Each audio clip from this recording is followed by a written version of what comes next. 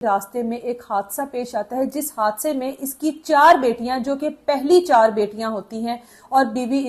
کر جاتی ہے، اور وہ 5ویں بیٹی جس کو یہ مسجد کے دروازے پر چھوڑ کر آیا تھا، وہ بیٹی اور یہ شخص بچ جاتے ہیں، زخمی ہو جاتے ہیں لیکن وقت کے ساتھ ٹھیک ہو جاتے ہیں۔ لیکن یہ شخص ٹھیک نہیں ہوتا اور ڈاکٹرز کہتے ہیں کہ اس کا علاج اب صرف بھارت میں موجود ہے۔ اب بیوی بھی اس دنیا سے چلی گئی، 4 بیٹیاں بھی اس دنیا سے چلی گئی۔ اس 5ویں بیٹی کو یہ علم ہو گیا کہ میرے باپ نے دوسری شادی کر رکھی تھی اور اس میں سے میرے باپ کے 3 بیٹے بھی ہیں جو کہ باپ کی خیریت دریافت کرنے کے لیے بھی آئے۔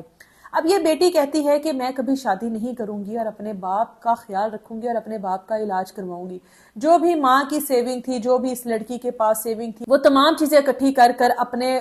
بھائیوں کو کہتی ہے کہ آپ لوگ بھی کچھ حصہ ڈالیں، جس پر بھائی کہتے ہیں کہ ہمارے پاس تو کچھ نہیں ہے، ہم تو خود شادی شدہ ہیں اور اپنا گھر چلا رہے ہیں۔ کہتی ہے ٹھیک ہے کچھ ہے نہیں، لیکن میرے ساتھ تو کوئی ایک بھائی چلے، وہاں پر ابا کو لے جانا اور وہاں پر لے جا کر ابا کا خیال رکھنا، میرے ساتھ کسی مرد کا ہونا ضروری ہے۔ جس پر تینوں بھائی انکار کر دیتے ہیں۔ یہ وہ تینوں بیٹے ہیں جن کی خاطر اس آدمی نے اپنی پہلی بیوی کو دھوکہ دے کر شادی کی، 5 بیٹیوں سے تنگ آ کر دوسری شادی کی کہ اس شادی سے بیٹے پیدا ہوئے۔